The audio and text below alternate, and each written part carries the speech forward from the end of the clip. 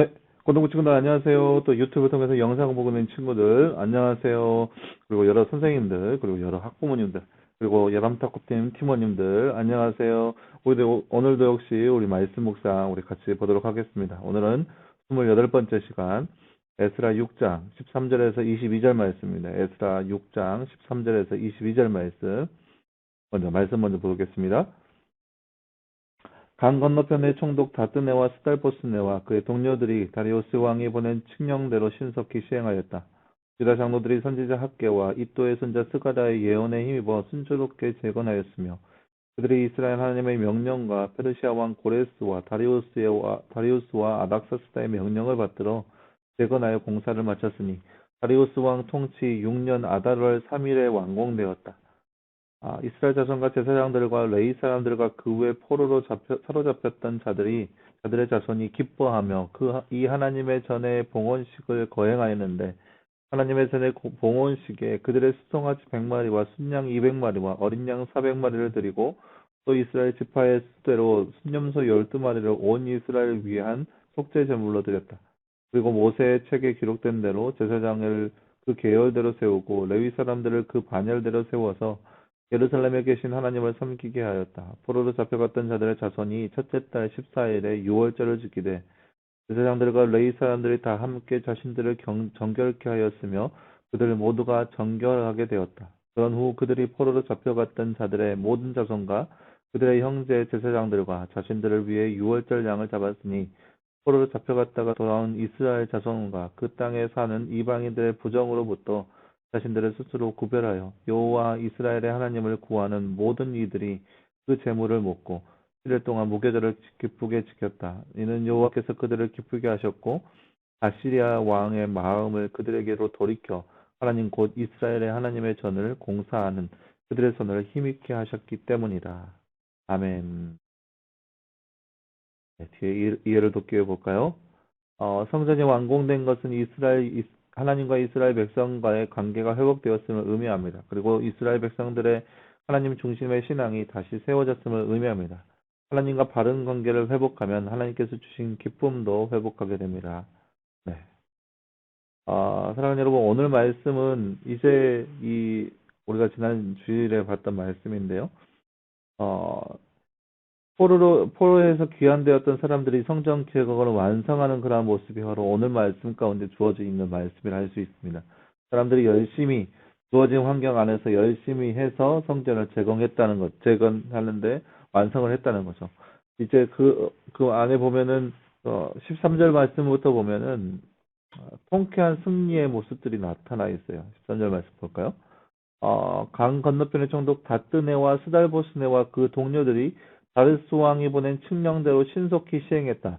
자, 보세요. 지난 시간에 우리가 배웠듯이 다뜨네와 스달보스네는 이스라엘이 성전 제거하는데 방해했던 세력들이에요.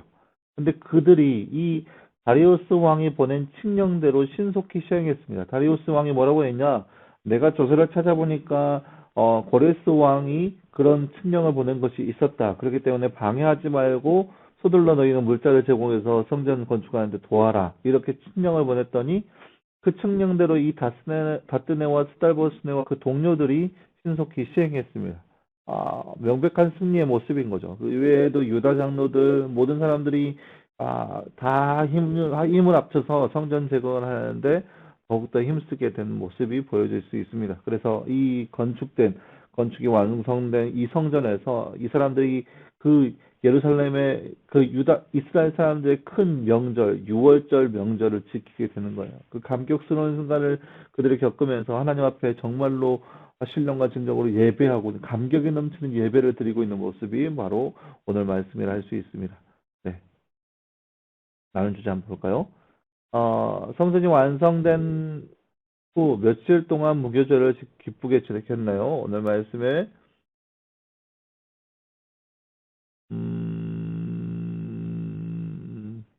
네, 22절 말씀 보면 7일 동안입니다. 7일 동안 그들이 무교절을 지켰습니다. 원래 율법상으로 7일 동안이에요. 7일 동안 무교절을 지켜야 되는데 이들이 율법에 기록된 대로 그렇게 절기를 지켰습니다. 성전이 재건되었을 때 그들은 어떻게 했나요? 16절 말씀, 17절 말씀에 보면은 봉헌식을 거행했어요. 그들이 재건했을 때 봉헌식을 거행하고 8절 말씀에 보면은 제사장들을 세워서 하나님을 섬기게 했습니다. 이 말이 무슨 뜻이냐? 성전이 재건됐을 때 그들은 하나님께 제사를 드렸어요. 제사를 드렸습니다. 그리고 6월절 지킬 때에 제사장들과 레위 사람들은 어떻게 했나요? 하나님께 제사를 드렸습니다. 정결 예식을 하면서 하나님께 제사를 드렸습니다. 이것이 성경 재건된 후의 모습입니다. 20년 만에 성전이 완공되었습니다. 무너졌던 하나님과 백성과의 관계가 회복된 것입니다. 회복된 백성들은 어떤 일을 하였습니까? 자기들 일을 했겠죠. 근데 오늘 말씀에서 나타난 것은 하나님을 예배하는 데 힘썼던 일을 했습니다.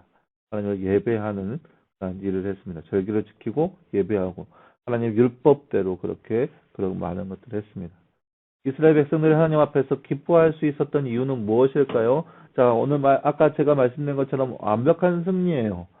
잡드네와 스달보스네를 비롯해서 자기들을 괴롭히고 자기들을 방해했던 모든 세력들이 그들 앞에서 머리 숙였던 사건이었고, 자기들이 지금까지 해하지 못했던 여호와 하나님을 예배하는 것, 물론 아무 데서나 예배할 수 있겠죠. 하지만 하나님의 성전에서 예배할 수 있는 것, 그것은 감격스러운 일이고 정말로 감사가 넘치는 일이에요. 그 모든 것들을 이스라엘 백성들이 할 수 있게 되었어요. 그 감격이죠. 자신들이 승리했고 어려운 시련과 고통을 견뎌내면서까지 자신들이 하고자 하는 일을 완성을 했고 그 안에서 승리를 봤다라는 거죠. 그래서 기뻐할 수밖에 없다라는 거죠.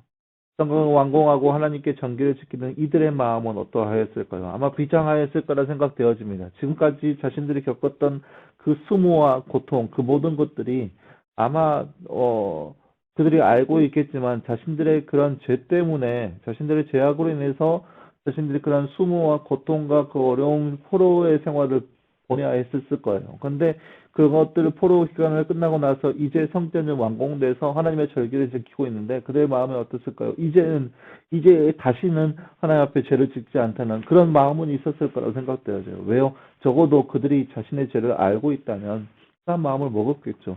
이제 다시는 하나님 앞에 죄를 짓지 않고 이 성전에서 우리 가운데 하나님께서 허락하신 이 성전에서 이 거룩한 성전 하나님의 승리와 하나님의 영광이 가득한 이 성전에서 하나님을 마음껏 찬양하고 하나님을 마음껏 예배하겠노라. 그런 마음이 아마 그들 마음 가운데 있었지 않을까라는 생각이 들어집니다. 그런 감격, 그런 마음으로 이들은 하나님의 성전을 완공하는 데 더욱더 힘썼습니다.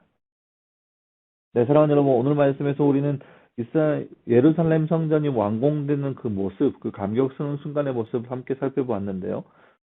그들이 간절히 바랬던 모습, 간절히 바랬던 염원 중에 하나예요. 그러니까 포로 생활을 이전에 이제 바벨론 침공으로 인해서 예루살렘 성전이 완전히 무너져서 그 터만 남아있는 그런 상황, 그 참혹한 결과를 끝나고 나서 그들이 또 오랜 기간 동안 포로 생활을 했고 이 포로 생활 끝에 이제 다시 귀환해서 하나님의 그 영광스러운 성전을 맞이했을 때 그 기쁜 그 감격은 이루 말로 표현할 수 없을 거라 생각되어집니다. 근데 그것이 그들의 감격으로 끝나는 것이 아니라 이제 다시는 그러한 어려움 가운데 빠져들지 않겠다. 그 마음으로 이제는 하나님 편에 서서 하나님을 예배하는 자가 되겠다라고 하는 그런 다짐이 아마 그들의 마음 가운데 있지 않았을까 생각되어집니다. 예배가 회복됐을 때 그들의 마음들, 예배가 다시 온전히 이루어졌을 때 그들의 마음들, 그들의 감격들이 바로 오늘 말씀에 가득 넘쳐나는 그런 모습을 할 수 있습니다. 사랑하는 여러분, 우리의 삶 가운데도 예배를 방해하는 요소들 너무나 많이 있어요. 특별히 이 시대, 지금 우리가 살고 있는 이 시대에 평균 하루 우리가 예배 드리기 힘든 과정 가운데 있어요. 예배 마스크를 써야 되고, 거리를 뛰어야 되고, 말도 안 되는 그런 상황이죠. 예전이라면 우리가 상상조차 할 수 없었던 일이지만, 그 모든 것들이 지금 현실로 이루어지고 있어요. 그렇게 예배를 방해하는 모든 세력들이 있지만, 이것이 어떠한 이유이든 간에 하나님께서는 그것들을 다 물리칠 수 있다라는 거예요. 하지만 그 전에 우리가 먼저 깨달아야 할 것은 예배의 감격이 얼마나 있냐라는 거죠. 우리가 하나님께 예배할 때마다 얼마나 감격이 있냐라는 거죠. 우리는 이스라엘 백성들처럼 그렇게 감격스러운 순간이 우리 가운데 예배 때마다 있냐라는 거죠. 우리에게 있어서 예배는 소중한 것입니다. 그 예배를 끝까지 사수하면서 그 예배를 늘 붙잡으면서 하나님을 예배하며 살아갈 수 있는 귀한 우리의 인생이 되기를 간절히 소망합니다. 함께 기도하겠습니다. 사랑하는 하나님 감사합니다. 주님, 오늘 말씀에서 우리는 예루살렘의 성전이 완공됨으로 인해서 그 안에서 기쁘게 찬양하고 있는 그들의 모습을 함께 살펴보았습니다. 하나님, 그들 가운데 함께하여 주셔서 그들 가운데 승리를 허락하신 하나님, 하나님, 우리의 삶 가운데도 역시 찾아오셔서 모든 악한 세력들, 우리를 방해하는 세력들로부터 우리를 통하여서 멀어지게 하여 주시옵시고, 그래서 우리의 인생이 하나님을 예배하는 삶, 하나님을 기쁘게 하는 삶이 될 수 있도록 주님들 우리의 삶 가운데 함께하여 주시옵소서. 이 모든 말씀 감사드리며 살아계신 예수님의 이름으로 기도하였습니다. 아멘. 네, 여러분 감사합니다. 내일도 역시 말씀 묵상 꼭 있습니다. 잊지 마시고 말씀 묵상을 통하여서 하나님과 더욱더 가까워질 수 있는 또 하나님께 영광 올려드릴 수 있는 귀한 우리의 모습 되었으면 좋겠습니다. 여러분 수고했고요. 내일 보겠습니다. 여러분 수고했습니다.